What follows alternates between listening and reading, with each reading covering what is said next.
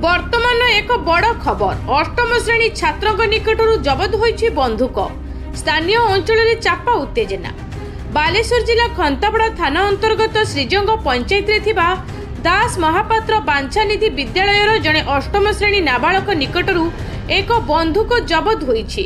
खबर पाई विद्यालय रे खंतापड़ा पुलिस एएसआई साधा पोशाक रे पहुंची बंधुक जबत सहित नाबालक को थाना को आनिबा बेले स्थानीय अंचलवासी द्वारा दीर्घ समय विरोधर शिकार होगाकू पड़ी। अन्यपटे खंतापड़ा थाना एसआई विक्रम महापात्र पहुंची अंचलवासी बहु बुझासुझा पर परिस्थिति शांत पड़ा। नाबालक पिलार परिवार खंतापड़ा पुलिस को लिखित प्रतिश्रुति पर पिलाटी को परिवार लोकों हेफाजत रे छाड़ी जना पड़ी।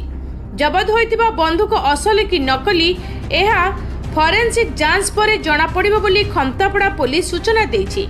तेबे विद्यालय रे बंधुक बाहरिबा नै छात्र छात्री महल रे एक प्रकार भयर वातावरण सृष्टि होइछि। तेबे पुलिस घटना को गुरुतर सह नै तदंत जारी रखिछि।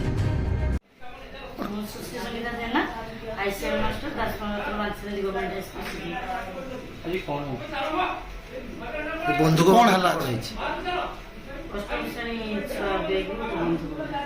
केबिन जानले पिला नॉर्थ चलुवा बसी देश हमरो जो साथ है बाटा 35 साल से साल पहले ना हम ये ना दिशा से देखी सर्च करे उनके तो काम बैग को बैग देखना बैग तो रोज ना ना बोला भागा ऐसे मत जणे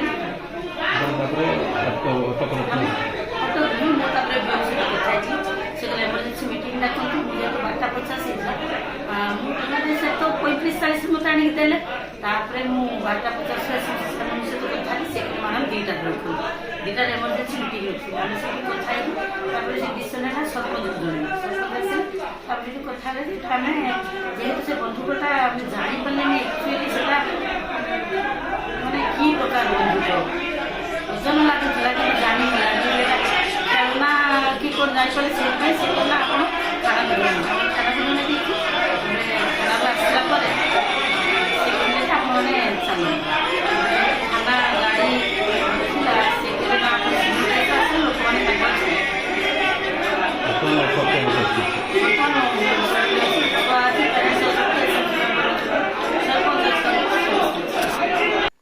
ब्यूरो रिपोर्ट लोकल न्यूज़ 7।